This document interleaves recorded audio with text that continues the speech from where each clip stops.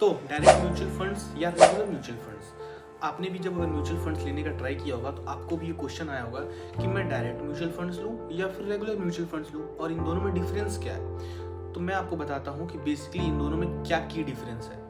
जो regular mutual funds होते हैं उसमें आपके और आपके म्यूचुअल फंड्स हाउस के बीच में एक मीडिएटर काम करता है और वो मीडिएटर आपके बिहाफ पर सारे ट्रांजेक्शन्स करता है। तो वो इन ट्रांजैक्शंस के बदले आपसे एक हायर एक्सपेंस रेशियो चार्ज करता है जो कि आपके रिटर्न्स में से ही कटता है। तो एट द एंड आपके जो मनी की वैल्यू मिलनी चाहिए रिटर्न्स के बाद वो आपको उतनी नहीं मिलती है जितनी आपको मिलनी चाहिए और आपका जो रिटर्न होता है वो बहुत ही कम रहता है क्योंकि एक्सपेंस रेशियो मीडिएटर होने की वजह से बहुत ज़्यादा बढ़ जाता है।